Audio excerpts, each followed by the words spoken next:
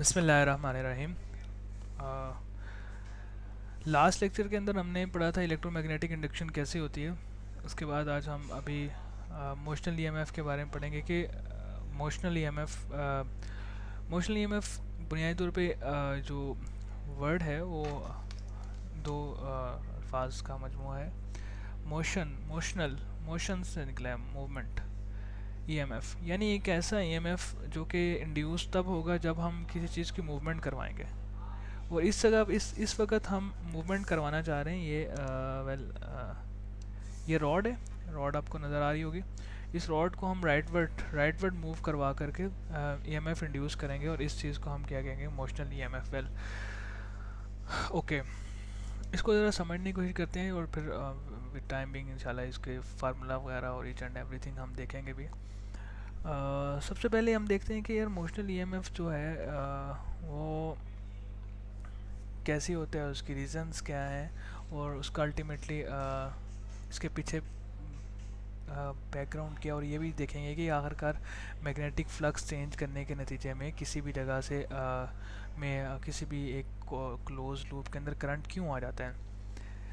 अच्छा, अगर हम ये यहाँ पे पिछली स्लाइड में मैं चलता हूँ। पिछली स्लाइड में देखें तो यहाँ पर एक क्लोज लूप ये बन रही है, ठीक है। ये क्लोज लूप बन रही है, ठीक है। और अगर इसमें वैसे मैं थोड़ा सा गिनना चाहूँ तो 1 2 3 4 5 6 इस तरह से 1 2 3 4 5 6 30 मैग्नेटिक फील्ड लाइंस यहाँ से पास कर रही हैं, ठीक है ना। तो इसका फ्लक्स क्या है, 30। ऑब्वियसली अगर हम मैं इस रॉड को राइटवर्ड मूव करवाऊँगा तो ये इंक्रीज़ होंगे, फ्लक्स विल इंक्रीज़, ठीक है कि नहीं। तो फ्लक्स इंक्रीज़ करने के नतीजे में क्या होगा कि ईएमएफ इंड्यूस होगा। जैसे कि इलेक्ट्रोमैग्नेटिक इंडक्शन के लिए हमने पढ़ा भी है कि अगर फ्लक्स चेंज होगा तो ईएमएफ इंड्यूस होगा, इलेक्ट्रोमैग्नेटिक इंडक्शन का फिनोमेना अकर होगा। लेकिन अभी हम देखना ये चाहेंगे कि आखिरकार इसको राइटवर्ड मूव करवाने के नतीजे में फ्लक्स चेंज होगा और उसके नतीजे में क्यों ऐसा होता है कि करंट इस सर्किट में आ जाता है, ठीक है। तो इसके पीछे कुछ चीज़ें नो डाउट। सबसे पहले हम पढ़ेंगे कि देखेंगे कि कोई भी चार्ज होता है, कोई भी चार्ज जब उसको मैग्नेटिक फील्ड के अंदर मूवमेंट की दी जाती है तो वो चार्ज के ऊपर एक फोर्स लगती है और उस फोर्स को हम इस फार्मूले से डिनोट कर सकते हैं, F equal to Q into V cross B. जैसे कि ये चलें, यहाँ पर भी लिखा हुआ वी क्रॉस बी। अब ये अब सवाल ये कि चार्ज कहाँ होता है और इस यहाँ पे चार्ज कौन सा है। तो बुनियादी तौर पर अगर ये रॉड है तो इसके अंदर कुछ ना कुछ इलेक्ट्रॉन्स, हम जानते हैं कि फ्रीली चार्ज इसके अंदर होता है, फ्री इलेक्ट्रॉन्स होते हैं, ठीक है ना। तो लेकिन ये जब एक हमें ये समझना चाहिए, जब ये मोशनल ईएमएफ और ये सारी चीज़ें डिस्कवर कर रखी, electro law of Faraday's law of magnetic induction और ये सारी चीज़ें हो रही थी, उस वक्त इलेक्ट्रॉन्स का और एटम की जो इंटरनल डिस्कवरी नहीं हुई थी। तो ये लोग समझते थे कि जो करंट है वो पॉजिटिव चार्जेस की वजह से फ़्लो करता है, ठीक है। इसलिए हम आमतौर पे भी यही समझेंगे कि अगर कोई कंडक्टर है तो उसके अंदर एक वाफर मिकदार में पॉजिटिव चार्ज है, चाहे वो मूवमेंट नहीं कर रहा, लेकिन वो रैंडम मोशन कर रहा है, नेट मूवमेंट नहीं है, लेकिन बहरहाल चार्ज है। तो उस एक रॉड के ऊपर जो चार्ज है, जैसे कि यहाँ पे देख सकते हो कि ये एक ही चार्ज को फ़िलहाल मैंने यहाँ डिनोट किया, ये प्लस से रिप्रेजेंट किया जा रहा है। ये एक मैग्नेटिक फील्ड में पहले ही पड़ा हुआ है, ठीक है ना। मैग्नेटिक फील्ड में अगर कोई भी चार्ज पड़ा हो, रेस्ट में हो, तो उस पर कोई फोर्स भी नहीं लगती। हाँ, अलबत्ता अगर कोई चार्ज मैग्नेटिक फील्ड में पड़ा हो और वो फिर मूवमेंट भी करे, उसकी वेलोसिटी भी हो, तो वो एक कंडीशन पूरी हो जाती है कि चार्ज भी है, वेलोसिटी भी है, मैग्नेटिक फील्ड भी है, तो फोर्स उस पर लगना शुरू हो जाती है। उसको हम रिप्रेजेंट करते हैं F equal to B Q into V cross B से रिप्रेजेंट करते हैं, ठीक है। अब ज़ाहिर बात है कि जब भी ये बॉडी जो हमारे पास रॉड है ये राइटवर्ड मूव करेगी, तो चार्ज भी तो इसी के अंदर ही है, तो ये भी मूव करेगा। अब चार्ज मूव कर रहा है, मैग्नेटिक फील्ड भी है, तो इस पर फोर्स लगेगी। अब वी क्रॉस बी वाला ये सिचुएशन है कि यार मैग्नेटिक फील्ड अंदर की तरफ है, magnetic field inside the paper है, ओके ओके, और वेलोसिटी इस तरफ है, ठीक है। तो ये मैं ब्लू कलर का, ये रेड ब्लैक है, ब्लैक जो पेन है इसे वेलोसिटी से रिप्रेजेंट करूँ, और ये मेरे पास पेन है, ये क्या है, मैग्नेटिक फील्ड अंदर की तरफ। तो वी क्रॉस बी, अब वेलोसिटी को इस तरफ से इस तरह घुमाऊंगा तो ये आप देखोगे फोर्स किस तरफ लगेगी, ऊपर की तरफ। ये वैसे यहाँ पर भी मैंने बनाया हुआ है, तो आप देख रहे हो कि ये क्रॉस अंदर की तरफ है और वी क्रॉस भी फोर्स ऊपर की तरफ लगेगी। तो गोया इस जैसे ही अगर मैं इस रॉड को मूवमेंट कराऊंगा राइटवर्ड, तो फोर्स जो इस चार्ज पे लगेगी वो किस तरफ लगेगी, ऊपर की तरफ, अपवर्ड फोर्स इसको लगेगी, ये ऊपर की तरफ इसको फोर्स लग रही है। तो F इक्वल टू क्या आ जाएगा, Q into V cross B, ठीक है। अगर मैं जस्ट इसका मैग्नीट्यूड निकालना चाहूँ तो obviously Q V B sine theta आ जाएगा, ठीक है। यहाँ पे हम देख रहे हैं कि मैग्नेटिक फील्ड जो है वो डायरेक्टली इन्वर्ट है पेपर के, ओके। इसी तरह से वेलोसिटी राइटवर्ड है। अब इन दोनों के दरमियान कौन सा एंगल बनेगा, अगर मैं थोड़ा सा इस तरह करके तो 90 डिग्री का एंगल बन रहा है, साइन 91 होता है। तो फोर्स जो लग रही है ऊपर की तरफ वो क्या होगी, F equal to Q into Q V P हो जाएगी। अब ज़ाहिर बात है कि ये जो एक रॉड है इसमें एक पॉजिटिव चार्ज तो नहीं होगा, दो भी नहीं होंगे, तीन भी नहीं होंगे, obviously large number of charges होंगे, ठीक है ना कि नहीं। अब अगर एक चार्ज पर ये फोर्स लग रही है तो ऑब्वियसली बाकी सब चार्जेस पर भी इसी तरह से मूवमेंट फोर्स लग रही होगी, क्योंकि ये सारे के सारे बहरहाल मौजूद तो इस रॉड के अंदर ही हैं। इसलिए होगा ये कि फोर्स लगने की वजह से ये चार्जेस आहिस्ता आहिस्ता ऊपर की तरफ मूव करना शुरू कर देंगे, और एक वक्त आएगा कि ये जो बी वाला पॉइंट है ना, यहाँ पर चार्जेस, पॉजिटिव चार्जेस की कॉन्सेंट्रेशन ज़्यादा हो जाएगी, और इस जगह पर ए वाली जगह पे डेफिशिएंसी होगी ऑफ पॉजिटिव चार्जेस, सही है। ए वाली ए पोजीशन पर डेफिशिएंसी हो जाएगी और बी पोजीशन पर क्या हो जाएगी, एक्सेसनेस हो जाएगी, एक्सेस हो जाएगी ऑफ पॉजिटिव चार्जेस। वेल, अब हम जानते हैं कि एक जगह हाई पॉजिटिव चार्ज हो और एक जगह लो हो तो एक इलेक्ट्रिक फील्ड जनरेट हो जाती है, ठीक है ना, और वो होती है हाई पॉजिटिव चार्ज से लो पॉजिटिव लो की तरफ, ठीक है। अगर फर्स्ट लो के यार ये एक पॉइंट है, यहाँ पे बहुत ज़्यादा पॉजिटिव चार्ज है और यहाँ पे नेगेटिव है या ना होने के बराबर है, तो मैग्नेट तो इलेक्ट्रिक फील्ड किस तरफ एक्ट करना शुरू कर देती है, हाई से लो की तरफ एक्ट करना शुरू कर देती है, ठीक है ना। यही बात लिखी हुई है कि consequently at point A we have high concentration of charges while at point B we have a deficiency of the charges. यहाँ पे थोड़ा सा चेंज कर लेते हैं, at point B we have a high concentration of charges and while at point A we have a deficiency of charges. This redistribution of setups electrostatic force, जैसे कि मैंने अभी आपसे बताया कि ये इलेक्ट्रोस्टैटिक फोर्स बन जाएगी, और ये इसकी डायरेक्शन कहाँ से होगी, ऑब्वियसली ये अगर बी पॉइंट है और ये बी से ए की तरफ इलेक्ट्रिक फोर्स, इलेक्ट्रिक फील्ड की डायरेक्शन होगी। तो इलेक्ट्रिक फील्ड का जो फार्मूला होता है वो होता है E is equal to F over Q, तो एफ किसके इक्वल आ जाएगा, क्यू ई के इक्वल आ जाएगा। ये आपके पास फर्स्टली इक्वेशन 1 थी हमारे पास, इक्वेशन 1, और ये F equal to Q E आ जाएगा। अब हम देख रहे हैं कि मैग्नेटिक फोर्स ऊपर की तरफ मूवमेंट करवाना चाह रही है चार्ज को, जबकि इलेक्ट्रिक फोर्स, इलेक्ट्रिक फील्ड जो है वो किस तरफ मूवमेंट करवा रही है, मतलब कि नीचे की तरफ लग रही है, ठीक है, ये पॉजिटिव चार्ज के ऊपर, यानी ये मैग्नेटिक फोर्स ऊपर की तरफ और इलेक्ट्रिक फोर्स ये नीचे की तरफ है, ठीक है। एक वक्त आएगा कि ज़्यादा से ज़्यादा चार्जेस ऊपर की तरफ जाते जाएंगे, बी की तरफ जाते जाएंगे। अब जितने बी के ऊपर जितने ज़्यादा पॉजिटिव चार्ज होंगे, इलेक्ट्रिक फोर्स इतनी ही ज़्यादा होती जाएगी, अनटिल ये कि एक वक्त आएगा कि बी के ऊपर बहुत ज़्यादा चार्ज होने के नतीजे में इलेक्ट्रिक फोर्स और मैग्नेटिक फोर्स ये दोनों क्या हो जाएंगे, आपस में बराबर हो जाएंगे, ठीक है। वेल, यहाँ पे यही बात लिखी, after some times system reaches equilibrium position and electric force and magnetic force balance each other and charges have uniform motion. यानी मैग्नेटिक इलेक्ट्रिक फोर्स बराबर हो जाएगी किसके, मैग्नेटिक फोर्स के, और एक बैलेंस हमें मिल जाएगा। अब इक्विलिब्रियम क्या होता है? इक्विलिब्रियम का मतलब सिंपल, जहाँ पे एक्सेलरेशन ना हो, एक्सेलरेशन ना होगी तो इक्विलिब्रियम होगा ऑब्वियसली। अब जब नेट फोर्स जितनी इलेक्ट्रिक फोर्स है उतनी ही मैग्नेटिक फोर्स है, तो नेट फोर्स क्या हो जाएगी, ज़ीरो। ये दोनों सम अप होंगी, रिजल्टेंट ज़ीरो के इक्वल होगा। जब नेट फोर्स ज़ीरो के इक्वल होगी तो एक्सेलरेशन भी ज़ीरो होगी।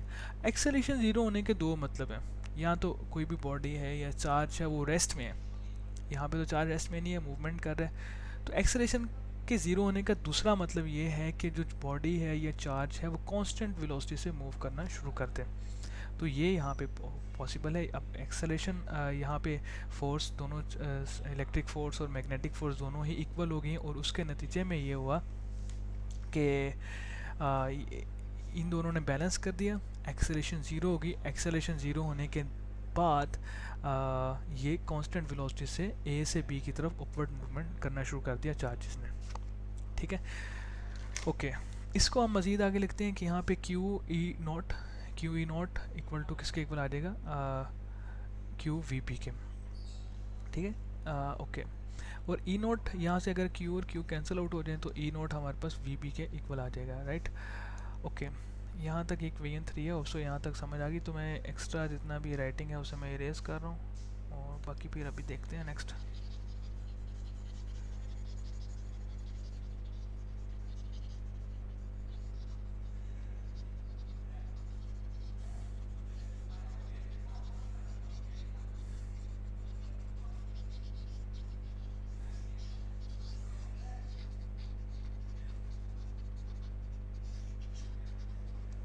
वेल, तो हमारे पास यहाँ पे अब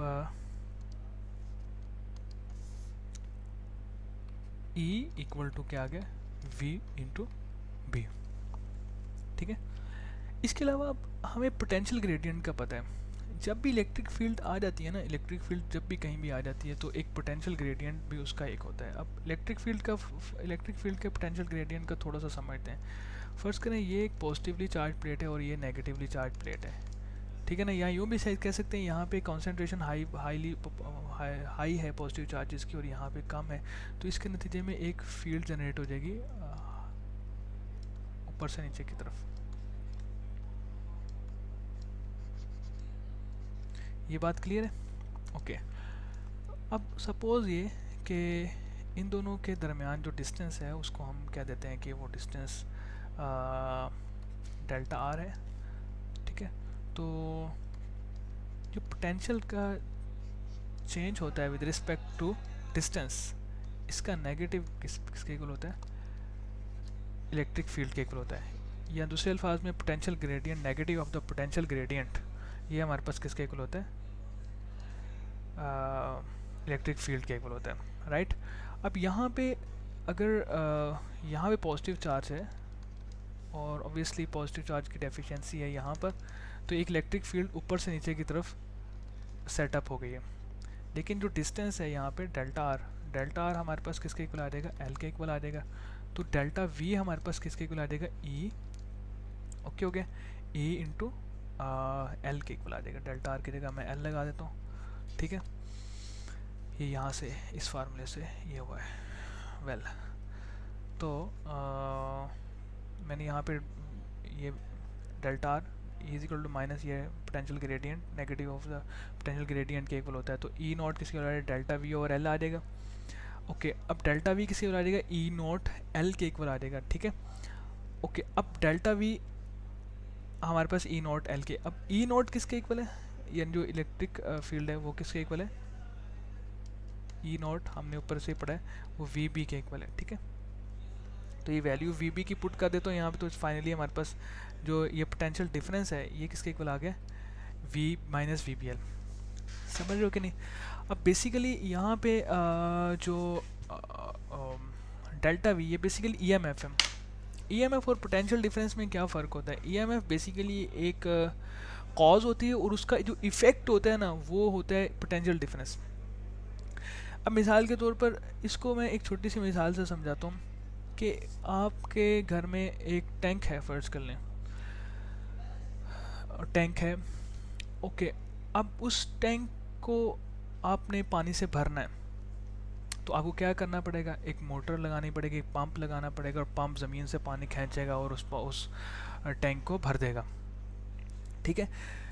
लेकिन अब जो ज़मीन से पानी का निकालना और उस टैंक को फिल करना, नो डाउट इसमें भी पानी की मूवमेंट हो रही है, लेकिन नीचे से ऊपर मूवमेंट हो रही है, ये है पानी, कॉज है, ये कॉज है। और उसके नतीजे में आप देखोगे पानी ऊपर से नीचे तो खुद ब खुद ही आ जाता है, वो है इसका इफ़ेक्ट। ऊपर से नीचे आ जाता है, वो पोटेंशियल डिफरेंस है, समझ। लेकिन नीचे से ऊपर लेकर जाना पानी को, ये उसका क्या है, एक कॉज है। अब वो जो नीचे से ऊपर लो पोटेंशियल से हाई पोटेंशियल पर लेके जाने वाली जो फोर्स है या वर्क डन करना जा पड़ रहा है, उसको हम कहते हैं ईएमएफ। और ऊपर से नीचे जो चीज़ें खुद ब खुद पानी आ जाएगा, वो due to potential difference, right. अब यहाँ पे आप देखो कि चार्जेस जो हैं, अगर मैं ये कहूँ कि ये बी वाला पॉइंट है, यहाँ पे हाई पोटेंशियल है क्योंकि यहाँ पे काफ़ी ज़्यादा पॉजिटिवली चार्ज है, और ए वाला पॉइंट है, ये लो पोटेंशियल है क्योंकि यहाँ पे डेफिशिएंसी है। तो यहाँ पे देखो लो से हाई की तरफ जा रहे हैं, तो ये बेसिकली एक कॉज क्रिएट हो रहा है एक पूरे के पूरे सर्किट में पोटेंशियल में चार्जेस के मूवमेंट का। अब देखें यहाँ पर बी वाले पॉइंट पर बहुत ज़्यादा पॉजिटिव चार्ज की एक्सेस है। अब ये वाले बी पॉइंट एक खुद ब खुद ही बी से चार्जेस एक पूरे सर्किट में फ्लो करते हुए खुद ब खुद लो में पहुँच जाएंगे, ठीक है ना। It is the potential difference, right. लेकिन ए से लो से हाई पर लेके जाना, इसके लिए जो पीछे रीजंस होती हैं, इसके पीछे जो एक कॉज है, वो क्या है, ईएमएफ। तो इसलिए हम ज़्यादा अच्छा तरीके से बयान करें तो हम ये लिखेंगे कि ए से बी की तरफ चार्जेस की मूवमेंट हो रही है, that is from low to higher potential, इसलिए हम इसे क्या कहेंगे, ये क्या है, ईएमएफ, राइट। और ईएमएफ किसके इक्वल होगा, वी बी एल के इक्वल हो जाएगा। अगर हम ये कहें कि यहाँ पे तो अभी तक वी बी और साइन हमने 90 डिग्री से लिख रखा था, लेकिन फ़र्ज करो कि हमारे पास सिचुएशन कुछ इस तरह से हो जाए कि वी और बी के दरमियान में हम कोई एंगल बना लें, ठीक है।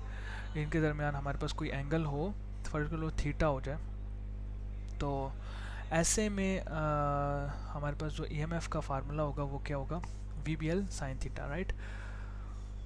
ओके, ये जो is equal to V B L, EMF is equal to V B L sine theta, ये बेसिकली फार्मूला है मोशनल ईएमएफ का, राइट। होप सो यहाँ तक समझे होंगे आप लोग। वेल अब इसी मोशनल ईएमएफ को थोड़ा सा इसी चीज़ को एक्सटेंड करके हम Faraday's law of electromagnetic induction को समझने लगे। देखो फ़र्ज कर लो कि आपके पास अभी तक जो हमने पढ़ा है इसको देख लेते हैं कि जो ईएमएफ इंड्यूस होगा ना, ईएमएफ इंड्यूस, उसका फार्मूला है माइनस वी बी एल, ठीक है ना। चलें ज़्यादा इजीली ये कर लें, साइन थीटा भी होता है, लेकिन अगर फ़र्ज़ कर लो कि 90 डिग्री हो तो हम ज़्यादा इस पर बात नहीं करेंगे। तो E is equal to minus V B L, ये पढ़ लिया हमने। अब फ़र्ज़ कर लो कि एक रॉड है और ये एक पहले इनिशियली इसकी पोजीशन P1 थी, पोजीशन 1 थी, और ये एक क्लोज लूप बना ही रही थी, सही है कि नहीं, ये क्लोज लूप हमारे पास बना रही थी। अब इसके क्लोज लूप की वजह से ऑब्वियसली कोई ना कोई तो फ्लक्स है ही है। जैसे कि यहाँ पे अगर हम इसे थोड़ा सा काउंट कर लें, 1 2 3 एंड 1 2 3 4 5 5 3 15, ये 15 मैग्नेटिक फील्ड लाइन्स हैं, तो यहाँ पे फ्लक्स हमारे पास कितने हैं, 15 है। ओके, अब अगर ये इसी रॉड को हम उठाकर पोजीशन 1 से पोजीशन 2 पर ले जाएं, ठीक है, तो एक एरिया स्वीप आउट होगा ऑब्वियसली, और इसके नतीजे में मैग्नेटिक फ्लक्स चेंज भी होगा, बढ़ेगा भी। और इलेक्ट्रोमैग्नेटिक इंडक्शन की जो डेफिनेशन है उसके मुताबिक जब भी फ्लक्स चेंज होगा ईएमएफ आ जाएगा। लेकिन ये हमारे पास प्रॉपरली इसका फार्मूला बताने के लिए कि यार किस तरह से फ्लक्स चेंज होगा और उसके नतीजे में एग्जैक्ट किन किन फैक्टर्स पर वो फ्लक्स चेंज होने के नतीजे में जो ईएमएफ और डिपेंड करेगा, ये बताएगा हमें। So but as the rod moves from position 1 to position 2, magnetic flux changes and hence EMF induces can be given as that is equal to minus VBL, जो कि हमने पहले भी पढ़ लिया, ठीक है। एक मिनट इसको करते हैं, इसको थोड़ा सा ना हम इसका एक मिनट कीप जाते हैं और इसको हम लोग कर लेते हैं शेप ग्रेडियंट्स, इसकी ट्रांसपेरेंसी बढ़ा देते हैं ताकि हम पता चले कि कितने ओके गुड। और इसका ना इसको हम ब्लैक कलर में डाल देते हैं, ठीक है। वेल अब हमें थोड़ा सा सही तरह से पता चल रहा है कि किस तरह से। सो वट हम पोजीशन 1 से पोजीशन 2 पे हैं, तो कितना डिस्टेंस ट्रैवल हुआ है, डेल्टा एक्स डिस्टेंस ट्रैवल हुआ है, और टाइम कितना लिया है इसने, डेल्टा टी टाइम लिया है। और वेलोसिटी हम जानते हैं डिस्टेंस डिवाइडेड बाई टाइम होता है, डेल्टा एक्स ओवर टी आ जाएगा, ठीक है। अच्छा अब v की वैल्यू जो है डेल्टा एक्स ओवर टी, इसको हम इक्वेशन 1 में पुट करेंगे तो क्या आ जाएगा, delta X over delta T into B L आ जाएगा, ठीक है। अच्छा थोड़ा सा आगे लेके चलें तो B L delta X over delta T आ जाएगा, ठीक है।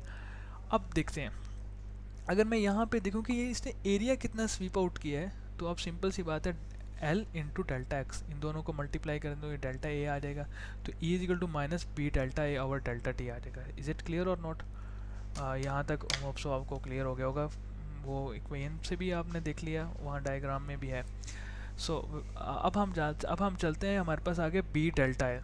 हम जानते हैं कि magnetic field B, magnetic field intensity, magnetic flux density जो भी आप कह लेते हैं उसका, और साथ में एरिया का जो प्रोडक्ट होता है उसको हम रिप्रेजेंट करते हैं फ्लक्स से, ठीक है। लेकिन अब यहाँ पे चेंज इन एरिया है, तो ऑब्वियसली फिर इसके नतीजे में हमारे पास जो फ्लक्स आएगा वो भी चेंज्ड फ्लक्स होगा, ठीक है। Delta X change in flux होगा, डेल्टा एक्स, ठीक है। तो sorry change in flux delta phi होगा, फ्लक्स को फाई से रिप्रेजेंट करते हैं, सॉरी डेल्टा फाई हमारे पास किसके इक्वल आ जाएगा, बी डेल्टा ए के, ठीक है। ये बात होप सो आप क्लियर हो गया होगी।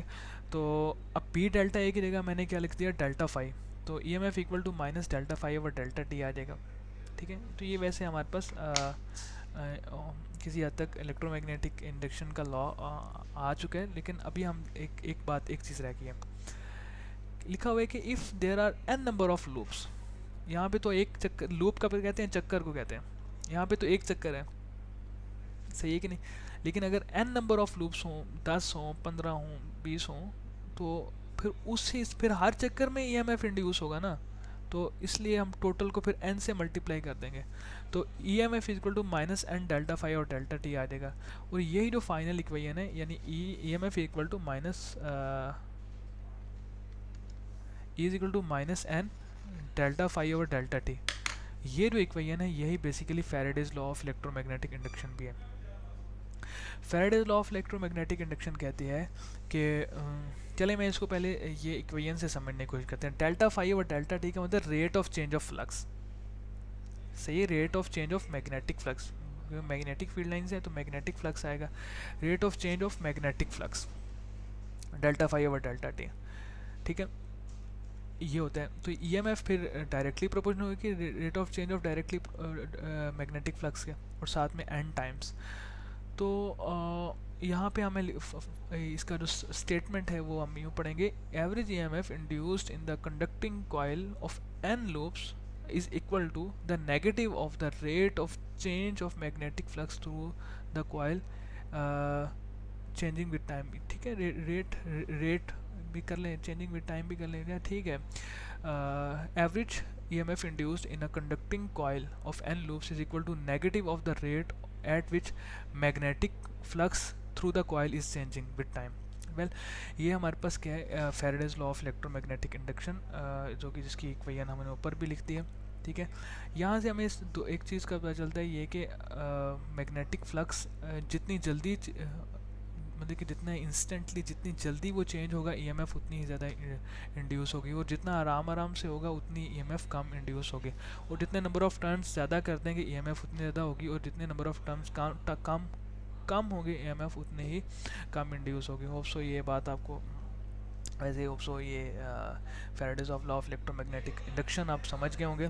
बाकी इंशाल्लाह नेक्स्ट लेक्चर में मिलते हैं। अल्लाह हाफिज़।